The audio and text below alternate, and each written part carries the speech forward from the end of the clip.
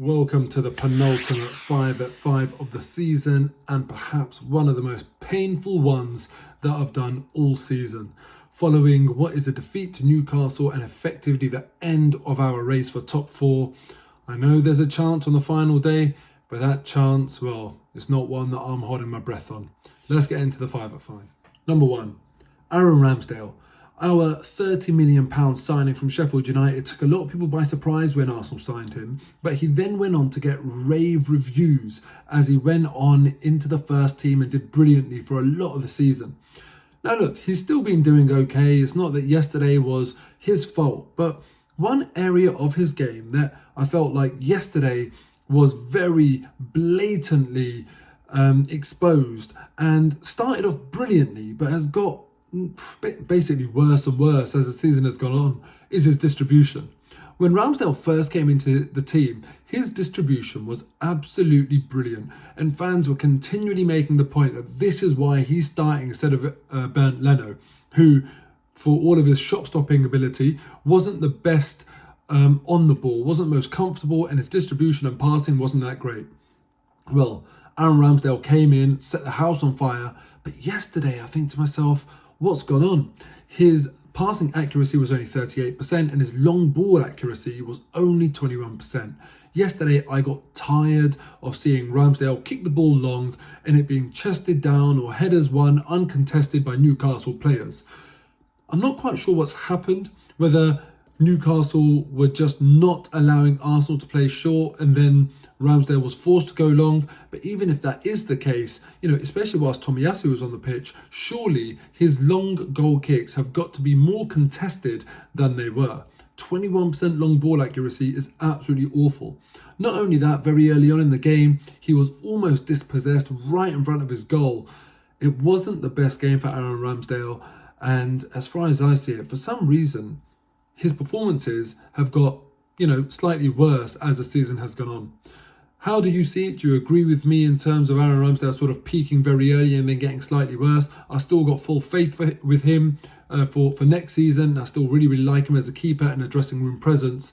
But something's happened this season where he hasn't quite lived up to the high standards he set earlier on as soon as he came into the first team. Number 2, if the result and what it meant for Arsenal's season wasn't enough of a talking point from yesterday, in the post-match interviews, Granit Xhaka went and created a whole new headache and a whole new talking point for Arsenal.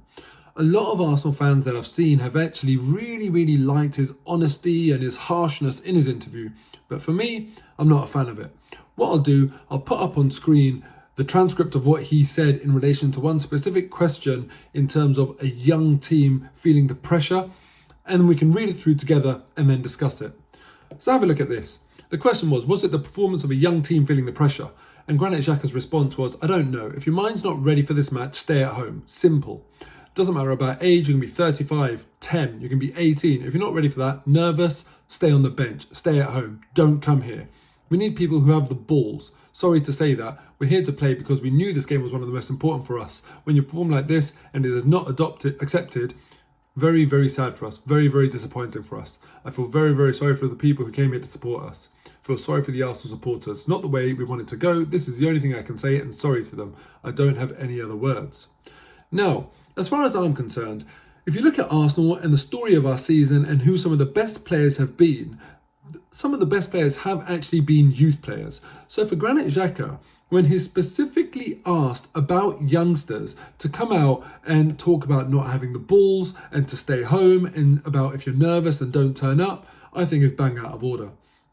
It's not his job. It's the manager's job to lay into players. And let's face it, Granit Xhaka, on many occasions, he has been one that has seemed to let the team down with red cards or with mistakes or whatever.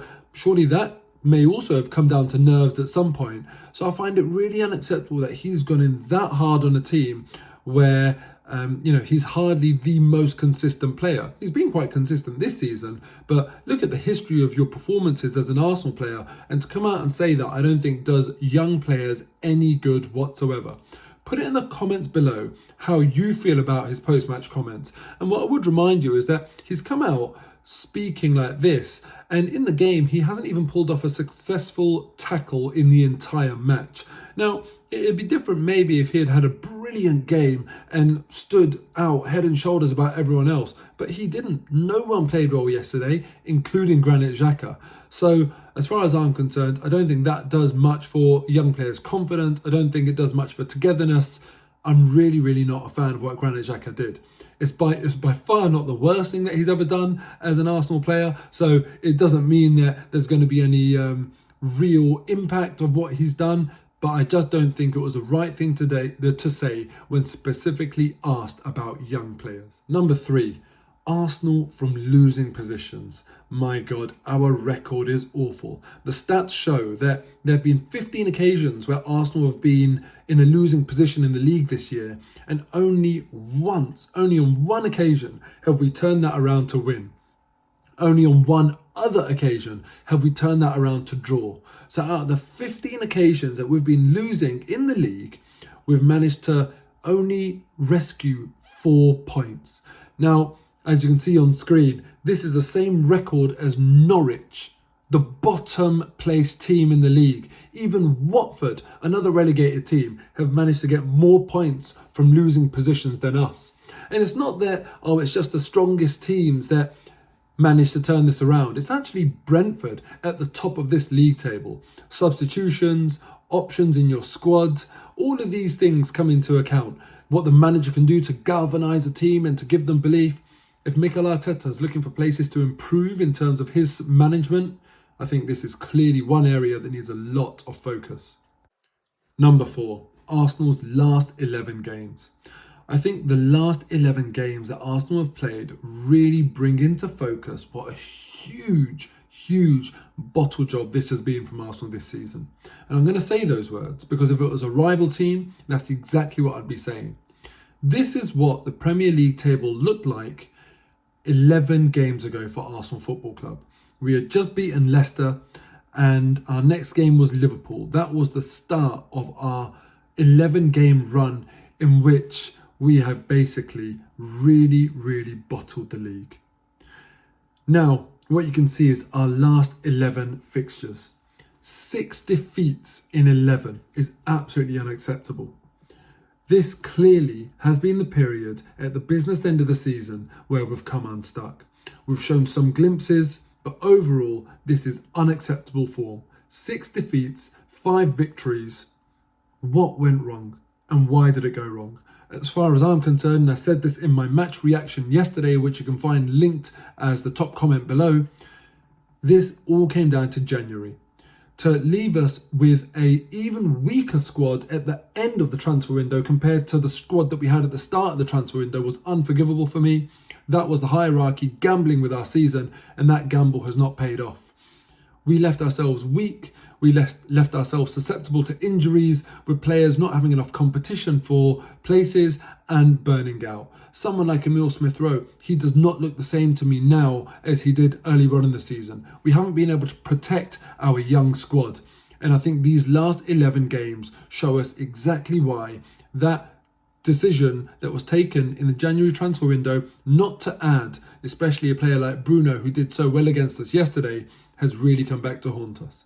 Let me know in the comments if you agree with that assessment. Number 5, and that is All or Nothing. That's obviously the documentary that's going to be released by Amazon about this season for Arsenal. And All or Nothing is probably a really good name for it. Because when you look at Arsenal compared to all the other teams in the league and look at our results, All or Nothing fits us well. Because when it comes to drawing, we just don't do it. Out of 37 games played this season, Arsenal have only drawn 3.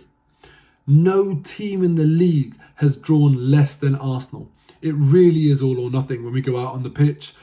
All being the wins, nothings being the defeats, of which we have had 13. Man United have had an awful season, but even they haven't lost 13 games. Perhaps had we managed to just convert a few of those defeats into draws or wins, we'd be going into the final day with a chance of securing top 4.